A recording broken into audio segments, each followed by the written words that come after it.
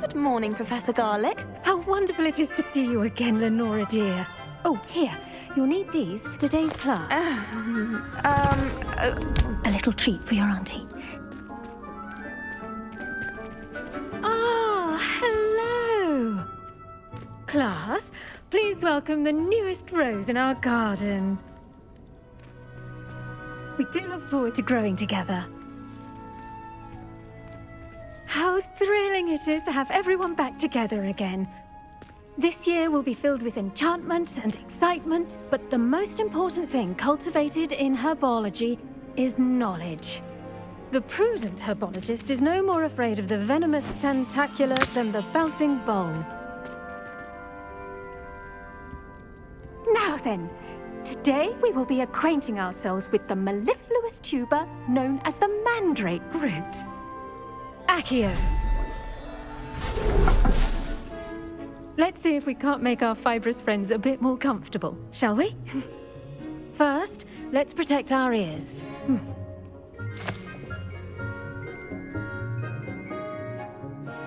Now, everyone, grip their mandrake by the tendrils and give it a firm tug.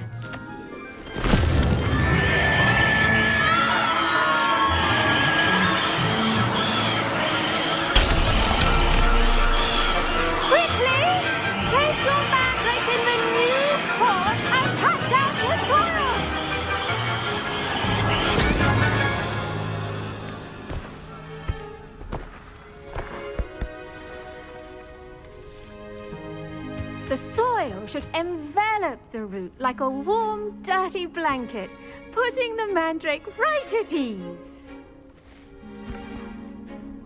Reparo! I'm very sorry about that. Yours was a bit mature, I'm afraid. All right then, off you go. Splendid work, everyone. Yes, Professor? Firstly, well done with your mandrake. They can be rather difficult to get a grasp of. I'll say, I nearly went deaf. Well, yes. Of course, the cry of a mature mandragora can be fatal, so remember to keep those ears protected. Now, as I mentioned, next we'll be planting dittany. Let us find you some seeds. I already have some, Professor. Picked them up in Hogsmeade. You visited the Magic Neep. Wonderful. A prepared student is bound to bloom. I've arranged for you to have your own potting table here in the classroom. Wasn't easy to spare one on such late notice. Plant the seeds there now, and you can return to harvest them later. Even with soil, sunlight, and a bit of magic, they will take time to grow. Dittany's restorative properties make it a vital ingredient in the Wiggenweld potion, as you all should know from Professor Sharp's class. Well done! Once it can be harvested, your dittany will be ready to use in Wiggenweld potion. I'll let Professor Sharp tell you about that. Now, what say we branch out? Introduce you to a different sort of flora, the Chinese chomping cabbage. You'll find that some plants are better suited to uses outside of a cauldron. The cabbages do get testy without something to chew. Fortunately, I have a dummy for them to gnaw on. Be a dear and let them have a good chomping. Yes, Professor. They're in the other greenhouse. It's just at the end of the footbridge leading out of this room. Your classmate, Mr. Pruitt, has kindly offered to accompany you. Come back and see me when you're finished. Oh, and mind your fingers. They do bite. Hello. Saw you on your way to Hogsmeade the other day.